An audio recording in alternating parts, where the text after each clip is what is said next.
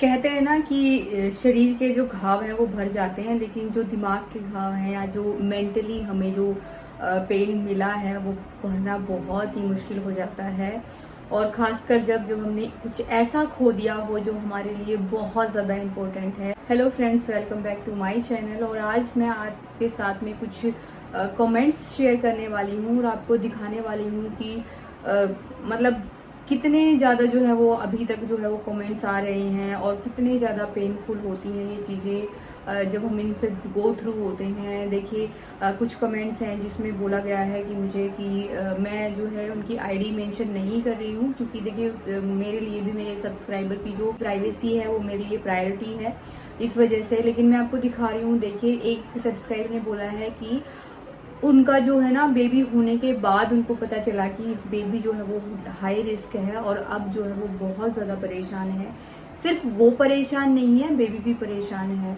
दूसरे जो है एक सब्सक्राइबर ने मुझे बोला कि दी जो है ऐसे ऐसे जो है 6 मंथ में मुझे पता चला कि मेरे बेबी में जो है वो डाउन सिंड्रोम है। आप सोच सकते हो कि 6 मंथ का जो बेबी होता है वो लाइवेबल होता है, यानी कि अगर वो बेबी डिलीवर करते हैं तो वो बेबी जो है वो प्रीमेच्योर होगा, लेकिन वो जिंदा रह सकता है, उसको जो है वो जिंदा रखा जा सकता है। तो आप सोच सकते हैं कि उसने जो है अपना बेबी जो है वो खो दिया। ना चाहते हुए भी ये चीज़ें जो है होती हैं। उन्होंने लिखा मुझे कमेंट पढ़ के बहुत ज़्यादा जो है मतलब मैं अपनी सिचुएशन में चली जाती हूँ जब मेरे पास ये कमेंट्स आते हैं। और मैंने 4 मंथ का जो है कराया था, लेकिन उन्होंने 6 मंथ का कराया है। मैं उनकी हिम्मत की दाद देती हूँ, मतलब कितनी बड़ी हिम्मत उन्होंने दिखाई है कि 6 मंथ का जो है उनका बेबी था, उसके बाद उनको पता चला। मैं ऑपरेशन कराया और उन्होंने लिखा कि दी जो है फिजिकली और मेंटली ये बहुत पेनफुल सिचुएशन है। मैं एग्री करती हूँ और मैं बिल्कुल मानती हूँ कि ये जो चीज़ है ना ये फिजिकली और मेंटली बहुत ज़्यादा जो है वो पेनफुल होती है। और अगर मैं ये कहूँ कि फिजिकली तो हम रिकवर कर लेते हैं, लेकिन मेंटली हमें रिकवर होने में बहुत टाइम लग जाता है। तो इसी का पर्पज़ है मेरा वीडियो बनाने का कि आपको जो है टाइम रहते हुए अपनी जो सिचुएशन है वो पता लग जाए। और जो है कुछ जो कमेंट ऐसे आए थे कि उनका जो है अभी बेबी हो चुका है। और एक सब्सक्राइबर ने कमेंट ये किया कि दी जो है मेरा बेबी हो चुका था, उसके बाद हमें पता चला कि डाउन सिंड्रोम था और वो बेबी सिर्फ 8 दिन जो है वो जिंदा रहा। तो ऐसी ऐसी सिचुएशन जो है वो सामने आ रही हैं। तो मेरा जो है सिर्फ ये बताना पर्पज़ है कि प्लीज़ आप अपने जितनी भी जो भी मतलब आपके स्कैन हैं, जो भी आपके टेस्ट हैं, उनमें लापरवाही मत कीजिए, क्योंकि जितना ज़्यादा देरी आप करेंगे उतना ही टाइम आपको इन चीज़ों से निकलने में लग जाएगा। तो आपको ये चीज़ें नहीं करनी है।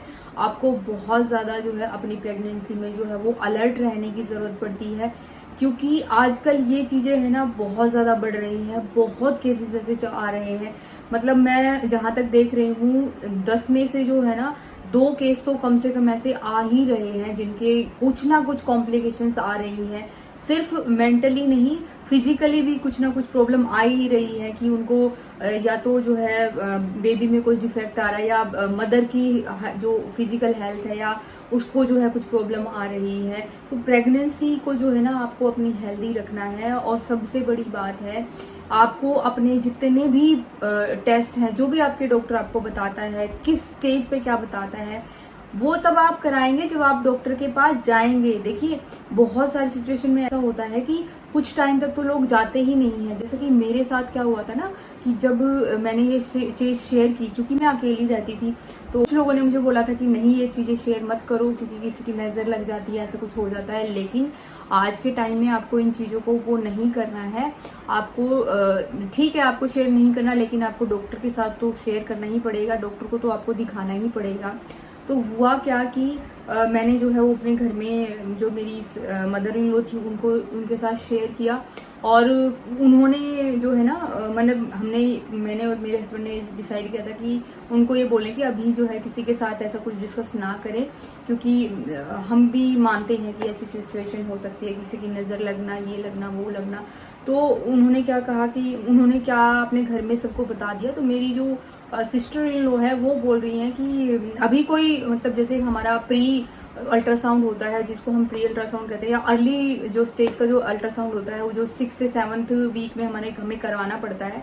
जैसे ही हमें पता चलता है कि हमारा जो घर में जो हम टेस्ट करते हैं वो पॉजिटिव आ गया है, तो उसके बाद हमें तुरंत जाके अपना जो है अल्ट्रासाउंड कराना चाहिए, ताकि 6-7 मंथ वीक पे जो है हमें पता चले कि हमारे बेबी में जो है वो हार्ट बीट आ गई है, और वहां से हमारी प्रेगनेंसी हेल्दी काउंट हो जाती है। लेकिन मुझे ये कहा गया कि तुम्हें जो है ना क्या जरूरत है अभी इतनी कराने की, कोई जरूरत नहीं है, बहुत ज्यादा स्कैन नहीं कराते हैं, बच्चे पे असर पड़ेगा, ऐसा कुछ भी नहीं है।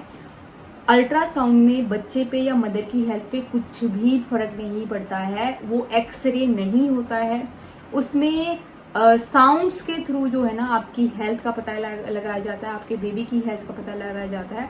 तो आपको ये नहीं करना है। मुझे कहा गया कि आप जो है सिर्फ लेवल 1 का ही डायरेक्ट जो है वो अल्ट्रासाउंड कराना, लेकिन मैंने ऐसा नहीं किया। मैं डॉक्टर के पास गई, हालांकि जब तक जो है आपका लेवल 1 का आता है तब ही ये चीजें पता चलती है, लेकिन पहले भी आपको कराना चाहिए, ताकि आपका जो डॉक्टर है वो आपकी पहली वाली सब जो चीजें हैं उनको देख के जो है नेक्स्ट आपकी जो कंडीशन है वो बता पाएगा। नेक्स्ट जो है वो क्या क्या सिचुएशन हो सकती है, आपके लिए क्या क्या पॉसिबल है, कौन सी चीजें अच्छी हैं कौन सी नहीं है, वो सब चीजें बताएगा।